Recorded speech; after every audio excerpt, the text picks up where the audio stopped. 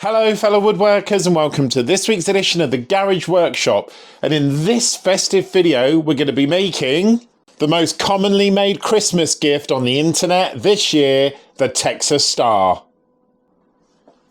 Roll the intro.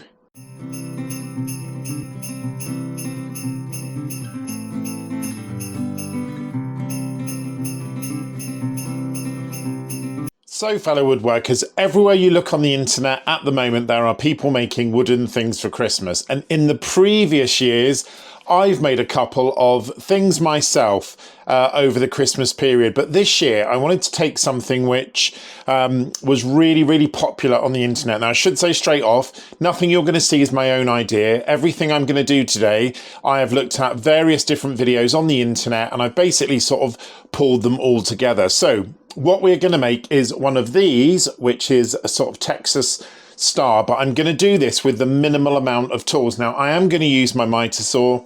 It just saves time. It makes a lot of sense for me to do it, but you should be able to do this with any sort of traditional tool really. All you really need is a hand saw and something to mark your angles with, and of course a tape measure. So I've got this piece of wood which I've had lying around the garage workshop for quite a long time, and I'm going to use this because it's a really nice thickness. It's going to give me a nice sort of generated star. Let me just see how wide it is. It is a piece of plain smooth timber, and it is 27 wide by 119 by 2.4. So it's just under 3 centimeters. So I've got this piece and I'm going to use this to make my star. Now this is super simple build. As I said, you should be able to do this at home relatively easy.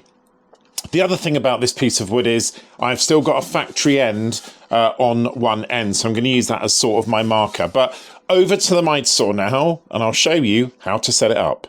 So fellow woodworkers, the first thing we're going to do is to set the saw to 45 degrees. There are only 2 angles that you need to make one of these stars. The first one, obviously 45 degrees, is going to give me that cut off. I'm then going to measure the distance or the width I want the sort of points of the star to be. When I've cut all of those, I can then change the saw for the second angle. So nice and simple, and I know most people have saws that if you've got a saw like this at home, most of them go to 45 degrees. So I'm just going to do that now. So now my saw is set at 45 degrees and I'm ready to begin the first cut. So I'm going to use this piece of wood straight off. I'm not going to do a practice run, which could be very fatal. And as I said, I have got a factory end on this piece of wood as well.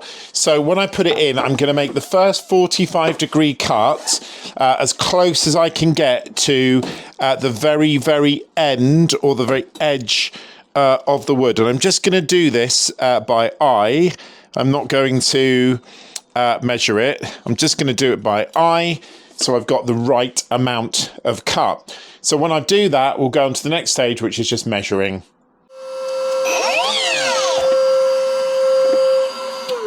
Okay, so I've made that first cut, and now I'm going to measure from the point that I just cut, literally back straight along the edge of that piece of wood. And I'm just going to pick a random number where I know I'll fit 5 in. So I'm going to go for 14 centimeters, like that. Now my 14 centimeters does fall on a bit of a knot there, so fingers crossed that'll be okay. And then all I'm going to do is use my right angled measurer just to go back from there. So that's given me a line which I can put in the miter saw. So let's cut the second one.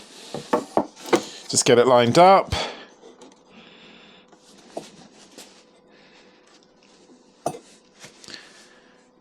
Now I've got that exactly where I want it to be. So what I'm going to do now, just to make my life a little bit easier, is just set up a stop block here, so that each of the subsequent cuts is going to be in exactly the same place, so I don't have to mark all the wood. So I'll just get a clamp, set that stop block up, and then we'll start cutting. Okay, so I've got my stop block set up. We can just get going now and cut the rest of the eave, the arms, cut the rest of the stars.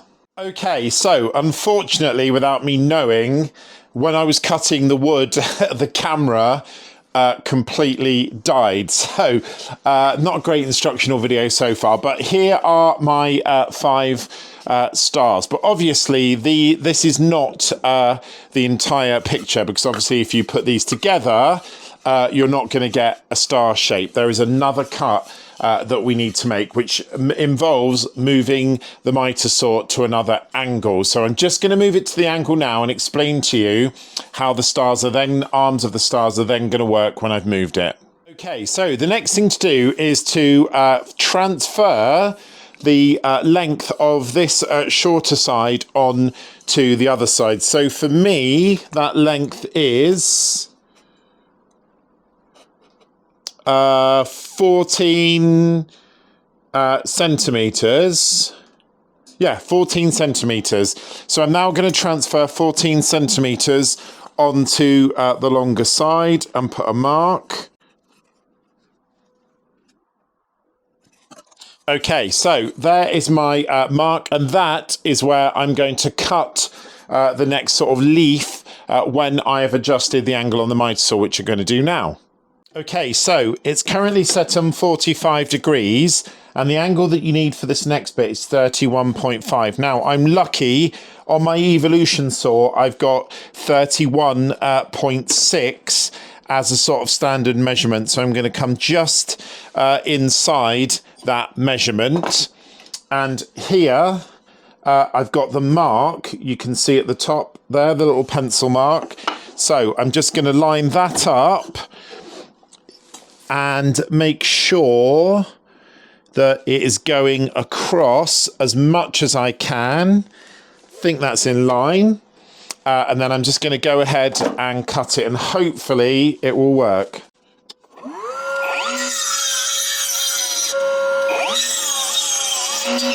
Okay, so that's the correct angle cut, but the other thing I'm going to do now is transfer my stop block to this side, so I know exactly each one that I cut is going to be the same.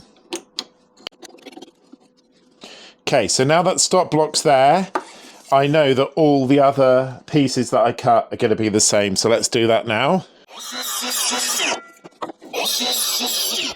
Okay, so I've made the first cut on the 5 pieces, and I know that it's gone correctly because all of the offcuts are exactly the same size, exactly the same shape, exactly the same measurement.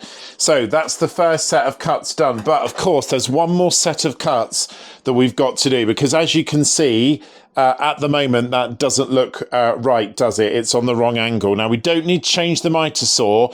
We just need to make another cut. And the next side that we're going to cut is this side. This is the first one I've done. So I've put it in like that already. So I'm just going to turn it over and I'm going to cut it on the other side, and that will give me the angle that I need.